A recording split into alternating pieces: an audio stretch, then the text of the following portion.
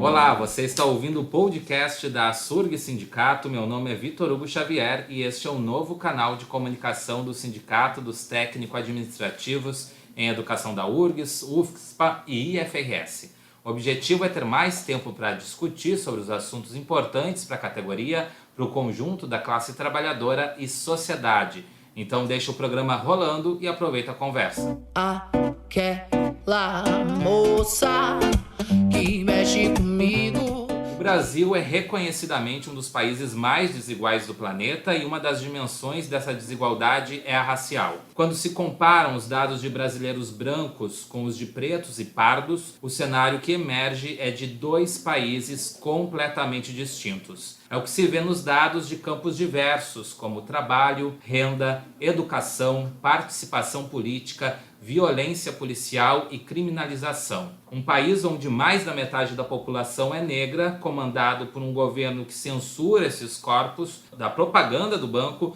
ao acesso às universidades. É censura, mas também é aprisionamento, mortes e exclusão. Para falar sobre esse tema tão complexo, necessário e importante, neste terceiro episódio do podcast, resolvemos mudar um pouco o formato e montamos uma mesa de diálogo. A ideia original era fomentar o debate sobre a negritude na universidade, por isso convidamos pessoas vinculadas ao movimento negro da comunidade universitária para debater como a atual conjuntura do governo Bolsonaro está afetando a realidade dos alunos cotistas e a política afirmativa dentro das universidades. Chegamos à conclusão que é um assunto amplo e por isso vai levar com certeza mais de um programa, diferentes recortes, vivências e linhas de pensamento. Hoje resolvemos convidar duas mulheres, estudantes da URGS e ativistas do movimento negro para debater com a gente esse tema. Para essa mesa a gente conta com a presença da Mariana Gonçalves, mestranda em Psicologia Social e Institucional da URGS, e ativista do Movimento Negro e Social de Porto Alegre. Tudo bom, Mariana? Tudo bem, Vitor. Tudo ótimo. Obrigado por aceitar o convite. Eu que agradeço. Aqui com a gente também a Jerusa Bittencourt. A Jerusa é enfermeira do município de Porto Alegre, militante do coletivo Enegrecer e da Marcha Mundial de Mulheres e mestrando em saúde coletiva pela URGS. A Jerusa também é cantora da versão negra do hino Farroupilha. Eu achei lindo, consegui te ouvir, te ver cantar na frente ali do mercado público de Porto Alegre, na Marcha das Mulheres, foi lindo. E obrigado por aceitar o convite. Boa tarde, eu que agradeço pelo espaço. Obrigado, Jerusa. A gente conta também com a Marlise Paz, que é servidora técnico-administrativa em educação do IFRS, coordenadora de comunicação aqui da Surg Sindicato e assessora também de relação étnico-racial do IFRS. Tudo bom, Marlise? Tudo bem, Vitor. Tudo certo. E a gente também conta aqui com a Fernanda Feltz, ela que é mestre em História pela URGS e trabalha no projeto Memória Surgs. Tudo bom, Fernanda? Tudo bem, Vitor. Obrigada a todas as convidadas. E desculpa quebrar o protocolo, Vamos Vitor, lá. É importante lembrar a presença da Dandara aqui conosco. É verdade, né? a Dandara, que é filha da Jerusa, tá aqui com a gente. Sim, meu bebezinho de 7 meses. Coisa linda. Já está na luta, né? Tá na luta, tem que ser. E olha só, eu quero iniciar essa conversa abrindo o microfone direto para vocês. Gurias, assim, qual a opinião de vocês sobre a atual conjuntura do país e como esse governo, que completa aí 4 meses, afeta a vida, a realidade do povo negro no Brasil, dentro e fora da universidade? Não sei se a Mariana, a Jerusa começa. Jerusa. Eu acho importante ressaltar que os votos dos negros e das mulheres, eles não foram direcionados para esse governo que está aí. Então, a gente já entende e se pauta que o que está aí não representa, né, a maioria do povo negro brasileiro. E o que a gente está vivenciando, na verdade, já era uma tragédia anunciada do ponto de vista das coisas que o Bolsonaro nunca escondeu de ninguém a sua opinião sobre cotas raciais, por exemplo, que o partido dele entra com uma tentativa de inconstitucionalizar agora, novamente, né, as cotas e perde no STF. A gente vê todo esse movimento de desmonte da universidade, que quer queira, quer não, vai afetar, num contexto geral, a universidade pública, mas também os cotistas, as pessoas que acessam o ensino superior através da política de cotas raciais. Então, a própria reforma da Previdência, que a gente também está vivenciando aí todo o desmonte que ele está propondo para o país, do ponto de vista do movimento negro, é um momento de crise? Sim, é um momento de crise, mas ao mesmo tempo é um momento que talvez seja a nossa grande oportunidade de se movimentar no sentido de mudança. Talvez seja o momento mais fértil que a gente tenha para tomar a questão da consciência de classe das pessoas, de que lado da história que a gente está, quem são os nossos amigos e os nossos inimigos nesse contexto. Porque, bom, o Bolsonaro ele se elege com um discurso anticorrupção e pela segurança pública, enfim, a questão da liberação das armas.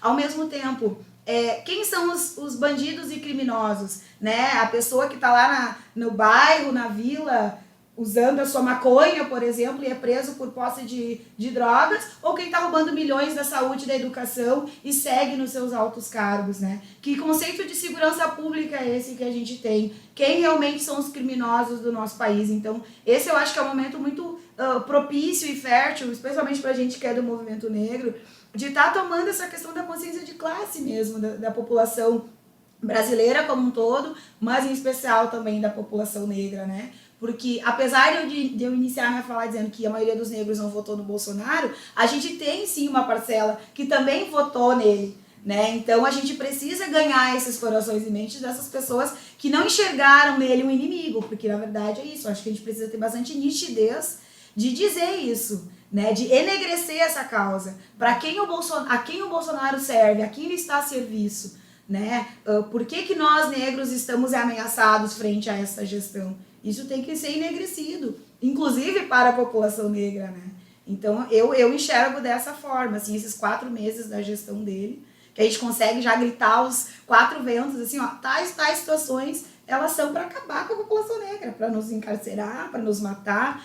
A função lá dos 80 tiros, né? O posicionamento dele frente àqueles 80 tiros, né? Quanto vale uma vida negra para o presidente da República?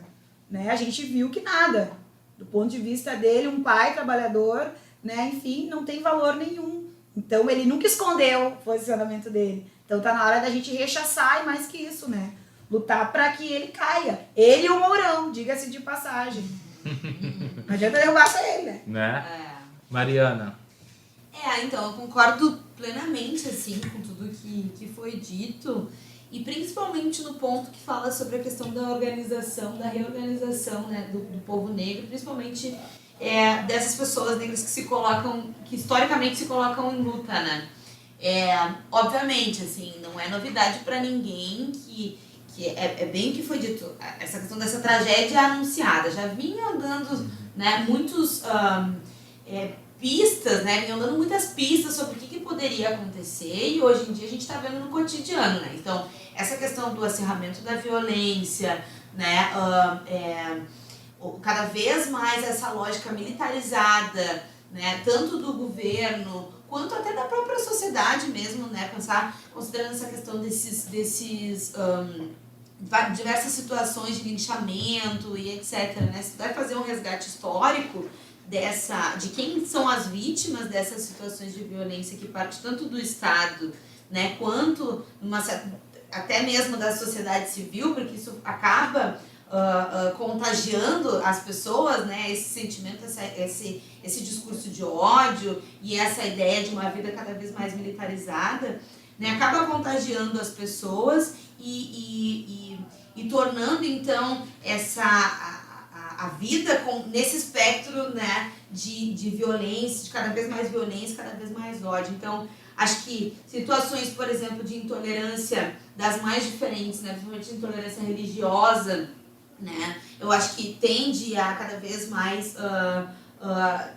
tá mais intensa, intolerância aos povos originários, né, indígenas, quilombolas, né, e principalmente também, que era algo que a gente comentava logo que o Bolsonaro foi eleito, e a gente tem visto cada vez mais também muitos casos, né, exemplos de situações de ataques diretos a grupos, não só aos negros, mas acredito que sofram mais os negros, mas os grupos LGBTs, né, e as suas variações, né. Então, eu acho que nesse sentido, a conjuntura, ela já não era uma conjuntura muito favorável para o povo negro, né, e tem cada vez mais se acirrado e se alimentado, então,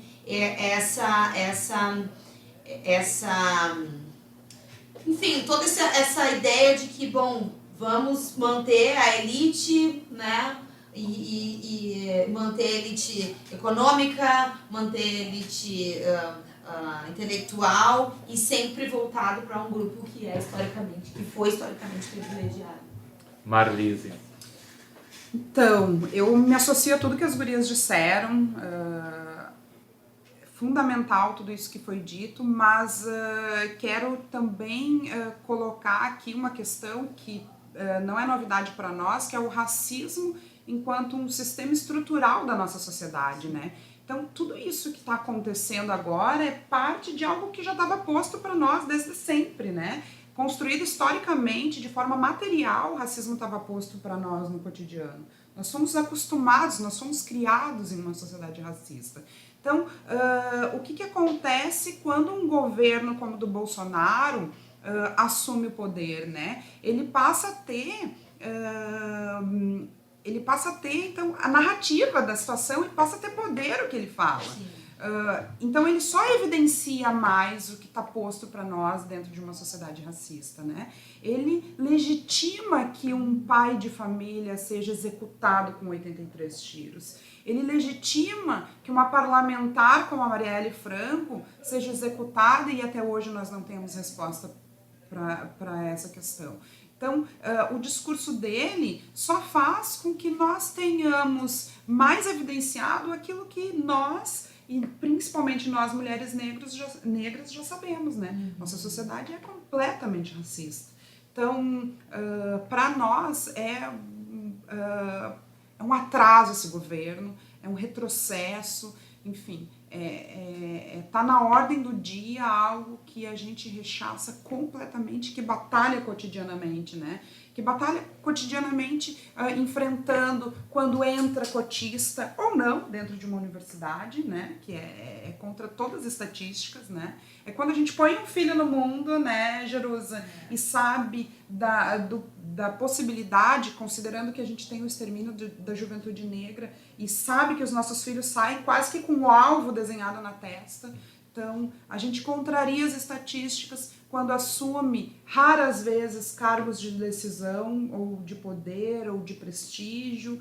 Então, enfim, é muito triste o momento que a gente vive, mais do que nunca se faz necessário lutar. Se faz necessário para que a gente não só não perca o que a gente garantiu, mas para que a gente avance nas pautas que garantem algum tipo de dignidade e direito para a população negra. Falando de algumas dessas pautas que garantem dignidade, a Fernanda preparou para a gente uma informação sobre o histórico das políticas afirmativas dentro da universidade. Fernanda, o que tu separou para a gente? O historiador Clóvis Moura, no livro Sociologia do Negro Brasileiro, afirma a relação existente entre o racismo e o autoritarismo no Brasil. Segundo ele, a desumanização do negro escravizado servia ao propósito de exercer controle autoritário sobre ele. Assim, a discriminação cultural, religiosa, política e econômica que se mantém contra a população negra demonstra a continuidade dessa prática autoritária. Um exemplo histórico dessa discriminação é a negação do acesso da população negra e pobre a diversos espaços, como a universidade e o serviço público. A promoção de políticas de ação afirmativa tornou-se, assim, uma reivindicação do movimento. Em 1995, os servidores da base da FASUBRA realizaram o primeiro encontro nacional dos técnico-administrativos negros e militantes antirracismo. O encontro foi um marco para definir a política da FASUBRA em relação às ações afirmativas na universidade pública. 2007 foi o ano de aprovação das cotas na URGS. A medida respondia às reivindicações do movimento social. Naquele ano, houve vigília na reitoria da URGS para pressionar pela aprovação das cotas. A medida cumpria também o compromisso firmado na terceira Conferência Mundial contra o Racismo, ocorrida na África do Sul em 2001. Na conferência foram defendidas medidas positivas para a população negra nas áreas de educação e trabalho. Nesse período foi criada no Brasil a Secretaria Especial de Políticas de Promoção da Igualdade Racial. Também foi aprovada a Lei 10.639, em 2003, que tornou obrigatório o ensino sobre história e cultura afro-brasileira nas escolas. Em 2012, a presidenta Dilma Rousseff sancionou a Lei das Cotas, que reserva 50% de vagas nas universidades federais para estudantes que tenham cursado todo o ensino médio em escolas públicas, observando o percentual mínimo correspondente ao da soma de pretos, pardos e indígenas no estado correspondente. 2 anos depois, em 2014, nova lei de cotas estendeu o benefício aos concursos públicos federais. Pela lei, 20% das vagas nos concursos têm de ser destinadas a cotistas. A reserva se aplica sempre que o número de vagas oferecidas no processo for igual ou superior a 3. Nos editais da URGS em 2016, já sob a vigência da lei, 67 candidatos autodeclarados pretos ou pardos foram aprovados, 50 entraram em exercício. Nos editais de 2018, o número subiu para 87 aprovados. Diante de diversos processos judiciais que acusavam a nova lei de cotas a ferir o princípio da igualdade, o STF julgou a medida constitucional em setembro de 2017. A justificativa mencionou o dever de reparação histórica decorrente da escravidão e do racismo estrutural no Brasil. Entre 2012 e 2016, o número de brasileiros que se autodeclaram pretos aumentou 14,9%. Os autodeclarados pardos passaram a representar a maior parte da população, 46,7%, e os pretos, 8,2%. A soma dos dois grupos constitui a população negra brasileira, que atinge hoje 54,9% do total. Reconhecer as identidades dessa população, democratizar seu acesso aos mais diversos espaços e romper com uma cultura que alia racismo e autoritarismo é uma tarefa histórica brasileira. Obrigada, Vitor. Valeu, Fernanda. Marlise, tem algo a comentar sobre esse histórico? Porque teve avanços, mas eu acho que na prática, o que mudou vocês que estão dentro da universidade? Vocês veem realmente que essas leis, essa parte desses avanços na lei, na Constituição, enfim, mudaram realmente na prática a vida do povo negro? Qual é a opinião de vocês sobre esse histórico?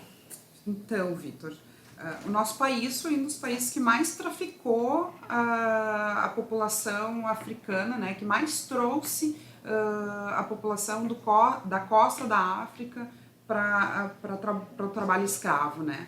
Nós, durante quase 4 séculos, tivemos um país, uma nação, no caso o Império, que usufruiu da mão de obra do povo negro para construir esse país.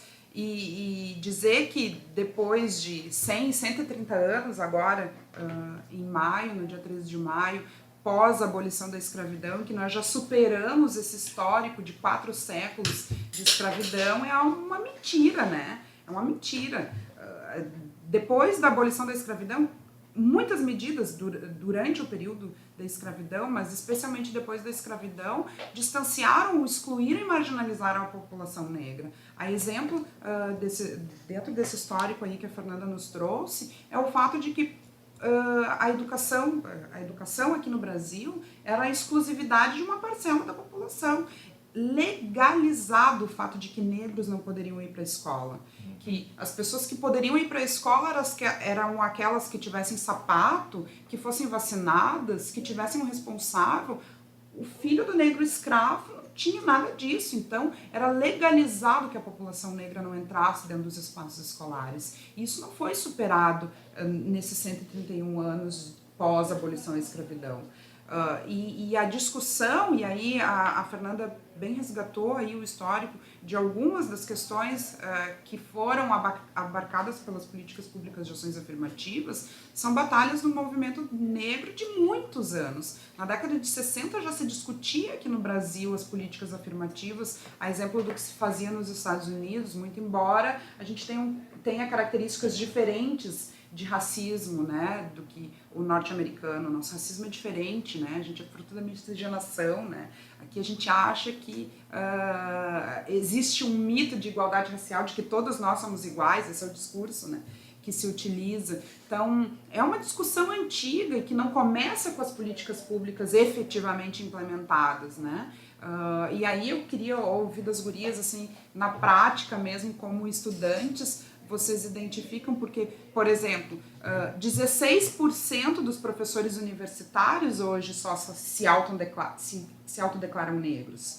Eu não tive professores na minha educação básica e também na graduação professores negros.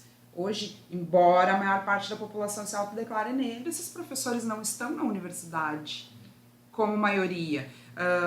Então, e é importante salientar, que eu me recordei agora, o Brasil é signatário de um acordo internacional, fruto da Conferência de Durban, em 2001, que se compromete com a luta antirracista. Então o governo Bolsonaro não tem querer, né?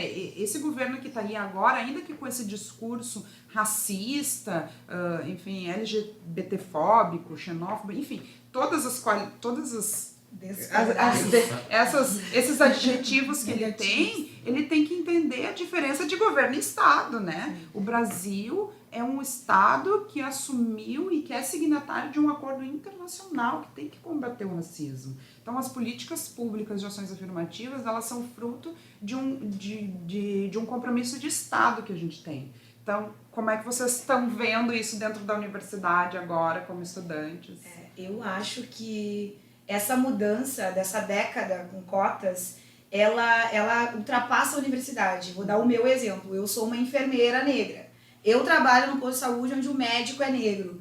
Vocês entendem? Ela tem um impacto para além do espaço da universidade em relação à questão de quais são os locais do negro na sociedade brasileira. Né? A gente está tendo uma inclusão no mercado de trabalho, apesar de ser lento, apesar de, por exemplo, tu citar a questão dos 16% apenas de professores universitários. Mas se a gente for olhar antes desse processo de cotas, era muito menos. Né? Quando eu olho para a área da saúde e vejo colegas negras e negros, eu vejo já um processo de início dessa transformação, porque eu entendo que no momento que eu estou atendendo uma criança, um adolescente, um jovem negro, que daqui a pouco não tinha perspectiva nenhuma de poder ter uma ascensão social, e aí falando bem assim da prática do dia a dia, ele vai estar enxergando com os olhos dele que é possível ascender socialmente, né, que ele não precisa restringir a história dele aos trabalhos que tradicionalmente negros e negras ocuparam. Então, exatamente isso, cria novas referências, tu enxerga que é possível, porque na verdade quando a gente não tinha negro nenhum em lugar nenhum, onde o status social dissesse que era o melhor lugar, era mais difícil da gente construir essa ideia social de papéis e de espaços do negro e da negra. Uma outra questão também, falando daí da política pública, né? Eu acho que quando a gente também tem esse movimento da cota, da ascensão educacional do negro e da negra, tu começa a ter negros e negras discutindo a questão racial dentro dos espaços, tu começa a oxigenar também essa ideia de movimento negro. Eu acho que a gente está vivendo o orgulho crespo, o orgulho negro, nessa última década de uma forma que a gente jamais vivenciou. Apesar do movimento negro, dos Panteras Negras lá nos Estados Unidos, nós aqui no Brasil com o MNU ali na década de 60, 70, a gente ter um movimento negro começando essa efervescência mais atual, que a gente pode chamar assim, eu acho que essa última década, essa capacitação tecnológica, educacional que a gente vivenciou, ela nos fortaleceu, sabe? A gente se sente mais encorajado. Eu digo, hoje eu estou fazendo mestrado, tu está fazendo mestrado, a gente se sente mais... Não é que a gente não fosse capaz, mas a gente se sente mais capacitado a partir dos títulos que a gente tem adquirido. E assim, ó, não é um neguinho lá do meio do nada, né? A gente tá com formação e a gente tá tendo a oportunidade de botar o dedo na ferida e dizer, não, eu estudei isso, eu tô te dizendo que tá errado, que o SUS tem racismo institucional. É uma outra força, uma outra linguagem que a gente consegue usar a partir desse movimento que a cota racial proporcionou. Tem algumas críticas em relação à cota, acho que sim, acho que o movimento negro em algum momento pautou que a cota deveria servir para a gente instrumentalizar os negros e negras. E, na verdade, isso foi uma coisa que a gente deixou a desejar. Muitos negros e negras entraram, mas a gente não teve perna e institucionalmente nem falam, né? O Brasil não fez esse debate mais fortemente, sabe? A gente colocou o negro e a negra na universidade, mas a gente não forçou mais essa consciência de eu sou negro. Exatamente, esse senso crítico em relação a essa pauta racial. Eu assumi o concurso da prefeitura aqui de Porto Alegre, é muito interessante dizer que eles têm a CAI, que é uma comissão que faz a avaliação, né, do ingressante. E as pessoas que daí não são da prefeitura, que são do movimento negro, que estavam lá para fazer a avaliação, Eles fizeram essa fala. Vocês têm que entender que vocês não estão aqui por mérito de vocês. Vocês estão entrando na política de cotas porque muitos e muitas morreram para que existisse. Então vocês têm que assumir esse papel de cotista e fazer esse movimento institucional, que eu acho que talvez na universidade a gente perdeu a oportunidade. Ainda é tempo, eu acho, né? Mas a gente perdeu essa década de fazer esse movimento para quem estava entrando. Eu tenho 17, 18 anos, nunca ouvi falar. Nem acredito que exista racismo, apesar de ser negra e sofrer no meu dia a dia, por exemplo. Então a gente talvez perdeu esse time de fazer essa luta de classe junto com os jovens e as meninas e meninos negros que estavam entrando na universidade, né? Mas, finalizo respondendo essa pergunta, acho que sim, a cota, ela começa a mexer na superestrutura que ela traz. Falta muito avançar, né? Mas eu acho que ela começa a mexer. E outra coisa, a gente se dá conta eu olhando, né, de longe, a cota parece tão pequenininho, mas quando a gente vê que ter um negro andando de avião do lado de uma branca incomoda, tu vê a filha da minha empregada estuda com a minha filha na universidade, incomoda. Tu vê que tu começa a mexer, sabe, na estrutura, né? Então é importante esse movimento e como ela disse recém, né? A gente tem que lutar para não perder, né? Para conseguir avançar, mas antes de avançar a gente tem que lutar para não perder, né? Que ponto que a gente tá? Essa questão do lutar para não perder é muito isso, né?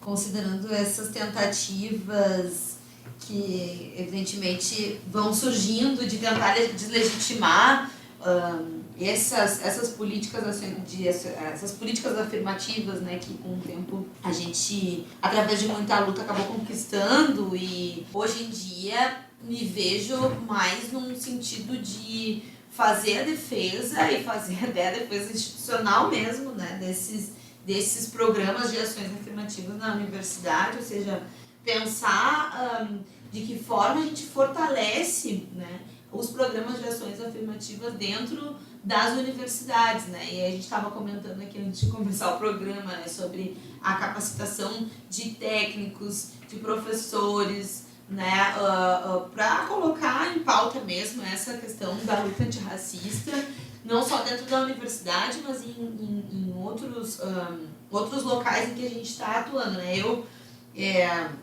me formei em Ciências Sociais, né? Sou socióloga e logo em seguida eu já entrei no mestrado e tô então ali com vínculo na pós-graduação. Então eu não fui, digamos assim, para o mercado de trabalho enquanto socióloga, né?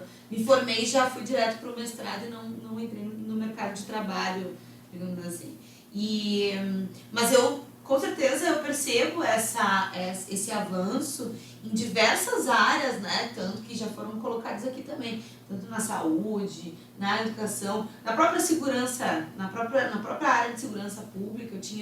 Tem alguns conhecidos, enfim, tem um major da Brigada Militar que é sociólogo, que é negro, sociólogo, enfim, que debate racismo institucional dentro da Brigada Militar, né? Tem alguns outros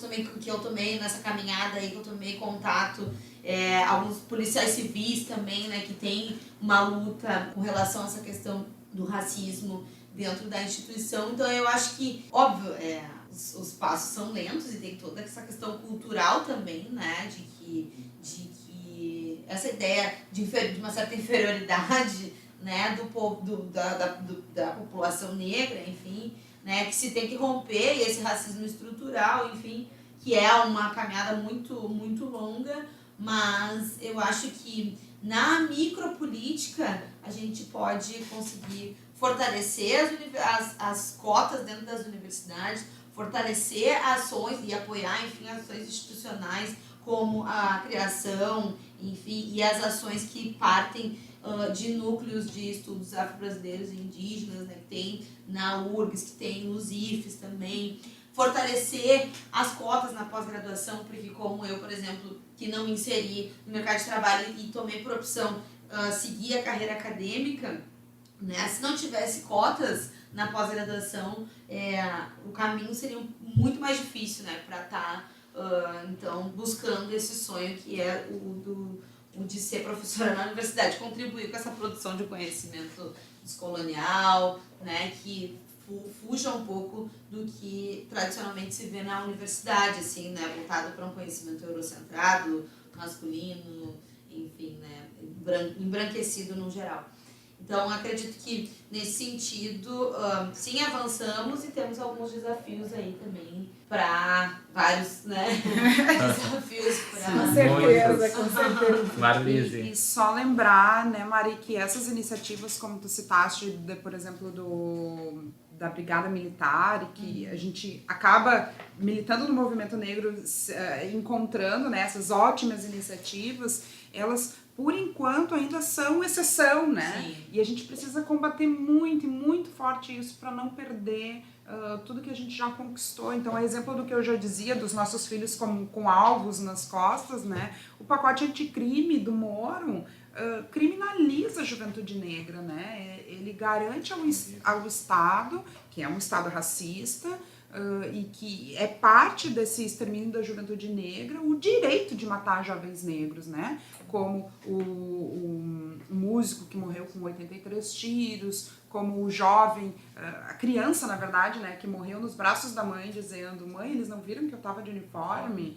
Então, isso... São casos isolados, né, no sentido que tem vários acontecendo. São os que ganham mídia, né? São os que ganham mídia, é isso, porque todo dia tem negritude jovem morrendo. Tem dados aí assustadores, que a cada 23 minutos tem um jovem negro, e os dados, quando a gente vê, são realmente assustadores. E isso desencadeia uma série de questões, né? É sistematizado o problema com relação à questão da negritude, porque, pensa, se o meu filho sai e eu, como mãe, sei que ele pode não voltar para casa, como é que fica a minha sanidade mental, né? Isso ratifica, por exemplo, os números de que as mulheres negras são as que mais sofrem com depressão. Então, é nesse sentido que é importante a gente dizer que sim, existem medidas, mas que infelizmente elas ainda são exceção. Ainda são exceção. Gurias, pra gente encerrar, eu sempre peço uma dica cultural para o pessoal que vem aqui no programa. E eu acho que para vocês pode ser talvez uma dica de leitura ou algum lugar para se informar mais também sobre o movimento negro, quem tem interesse, ou mesmo alguma música, um show, um seriado, alguma coisa que vocês achem que é interessante dividir com o pessoal. Tem alguma coisa na cabeça, Mariana? Olha, Assim de surpresa? de surpresa, é difícil pensar, assim, né? Poderia... Posso me indicar. adiantar então, Mari? Pode, Enquanto pode. vocês pensam, vou indicando aqui o que eu tenho em mente. O livro Movimento Negro Educador, da Nilma Lino Gomes. Maravilhoso, traz o movimento negro na perspectiva de alguém que construiu a sua carreira dentro da academia, né, como a Nilma.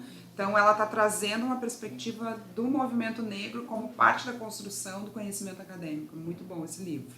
E queria indicar também para pensar na questão da cota, a Bia Ferreira, cantora, tem muitas músicas legais, mas em especial Cota Não É Esmola, uma música que é interessante o pessoal ouvir, refletir acerca daquilo que ela está falando. Boas dicas, maravilhosas, eu diria. Eu pensei, aqui, né, pensando na discussão sobre genocídio, eu pensei no livro do Abdias do Nascimento, que é um livro que na realidade ele foi relançado, né? Que é o genocídio do negro no Brasil, genocídio do negro brasileiro, algo assim, agora não... O pessoal joga no Google e acha facilmente. Abdias do Nascimento, isso aí. É um livro bem interessante que reconta, né, toda essa luta aí contra o genocídio, que é uma luta que não, como a Marlise falou antes, não começa agora, né? Jerusa, algum show, alguma coisa? Eu indicaria a leitura. Dos dois livros da Maria Carolina de Jesus, o quarto de Bitita. Eu acho que esse resgate histórico que, sim, que ela traz, sabe, tu lê, e eu particularmente chorei do início ao fim dos dois livros, assim, porque eu parecia que eu estava vendo a minha própria avó, assim, contando a história dela, sabe, com os filhos, catadora, e, assim, ó, não tem como não se sentir tocado. Então, eu indico Maria Carolina de Jesus, na verdade, como leitura, né? Aqui em Porto Alegre tem a Lilian Rocha, que também escreve muito e escreve poesias. O pessoal pode estar procurando os livros dela também. E ela faz as poesias dela em cima dessa temática racial também. tem o Oscar, tem vários poetas negros aqui em Porto Alegre também, né? Que o pessoal escreve muito. E acaba, né, não fugindo dessa militância a partir da escrita, né? Mas indico a Lilian Rocha também, que canta maravilhosamente bem e escreve maravilhosamente. Jerusa, falando em cantar, eu tinha te sugerido pra tu cantar pra gente um trechinho da versão negra do Hino Farroupilha, que eu achei que ficou lindo, ficou incrível. Se puder dividir esse momento com a gente. Vamos dividir, Dandara, este momento com o pessoal. Dandara. Diz oi, Dandara. Vamos! Ai, querida. A Dandara está acordando, como vocês não estão nos vendo. Não estão nos vendo. A Dandara está acordando. Mamou o mamazinho dela. E agora? Que é o outro lado. Vamos cantar junto? A letra diz assim, a letra é do Sérgio Rosa. É um poeta ali de Venâncio Aires, eu sempre divulgo, porque não fui eu que escrevi, as pessoas perguntam, foi tu que escreveu. Apesar de eu escrever, não fui eu que escrevi. E a letra diz assim: sou uma negra vencedora, lutando por dignidade. Sou do 20 de novembro, ele me deu a liberdade. Setembro foi a derrota nessa injusta guerra.